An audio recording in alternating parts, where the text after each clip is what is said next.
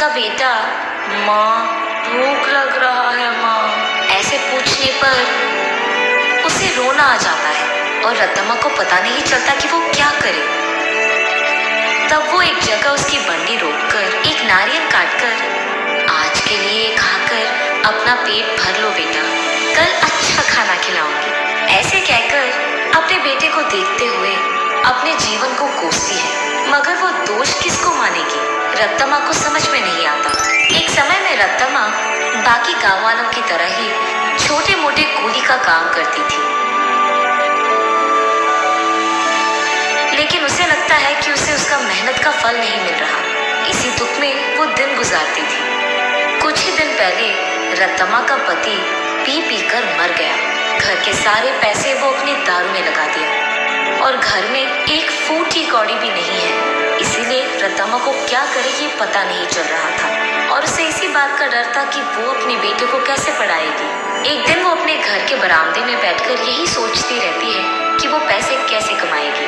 तभी फैसला करती है कि वो एक छोटा सा व्यापार करेगी। इसी सोच में वो जब सर उठाकर ऊपर देखती है, उसके घर के ठीक सामने मौजूद एक नारियल का पेड़ उसे नजर आता है। तब वो फैसला करती है कि वो नारियल बेचेगी। उसके फैसले के अनुसार ही वो अगले दिन उस गांव के जंक्शन के बीच में नारियल का एक छोटा सा बंडी लगाती है। लेकिन तब तक उसी जंक्शन पे दो और ऐसे व्यापारी थे जो नारियल बेच रहे थे। उन दोनों की वजह से रत्तम्मा का व्यापार ठीक से नहीं चलता है। इसी कारण 2-3 दिनों से रत्तम्मा की बंडी से सिर्फ 2 या 3 नारियल ही बिके थे, बाकी सारे वैसे के वैसे ही रह गए।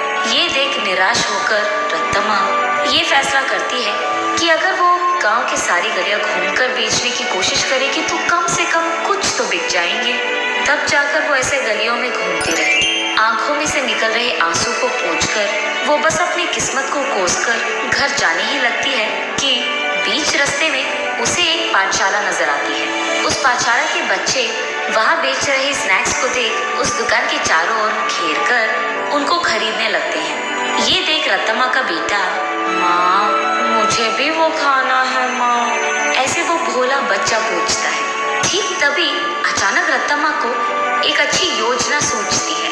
तब वो उसके बेटे से ऐसे कहती है, हमारे पास उसको खरीदने के पैसे नहीं है बेटा, लेकिन घर जाते ही मैं तुम्हारे लिए एक बहुत अच्छी मिठाई बनाऊंगी, ठीक है? चलो हम अभी घर चले जाएंगे। घर आते ही बचे नारियल में से कुछ ही को काटकर उनसे कुछ मिठाइयाँ बनाती है और उन मिठाइयों को अगले ही दिन उस पाठशाला के पास बेचने लगती है। उस दिन तक किसी ने भी नारियल से बनाए हुए मिठाई को वहाँ पे नहीं बेचा था, इसीलिए पाठशाला में मौजूद सारे बच्चे एक ही बार में वहाँ आकर सारी मिठाइयाँ खरीद लेते हैं। बस रत्तम्मा की खुशी का कोई सीमा नहीं। घर जाते ही वो नारियलों से दूसरी तरह की मिठाई बनकर अगले ही दिन वहाँ आकर उसे बेचती है। पिछले दिन की तरह ही बच्चे वहाँ आकर सारी मिठाइयों को खरीद लेते हैं, लेकिन कुछ बच्चे ऐसे पूछते हैं, आंटी कल जैसे मिठाई नहीं है क्या? कल लेके आऊंगा बेटा। ये कहकर घर पहुंचते ही अगले दिन के लिए नारियल से ही 2-3 प्रकार की मिठाइयाँ बनाती है। तीसरे दिन भी सारी मिठाइयाँ बिक जाती है।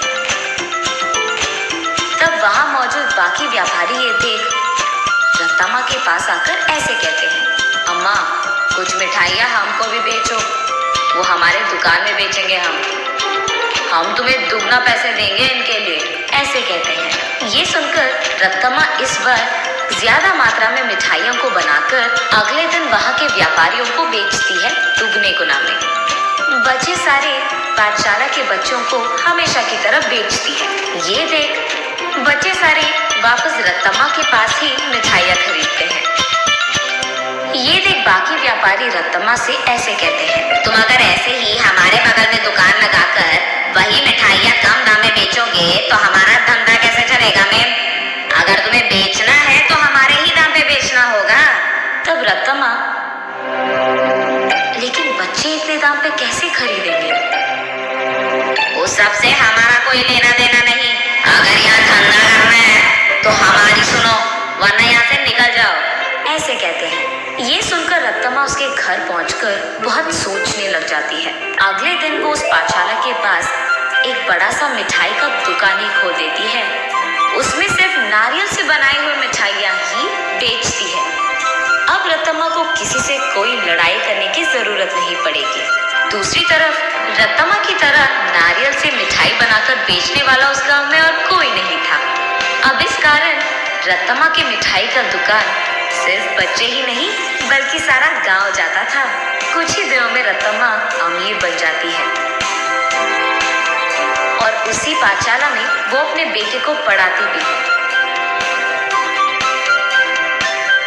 ऐसे प्यार से वो उस नारियल के पेड़ को हर रोज पूछकर पानी डालती थी।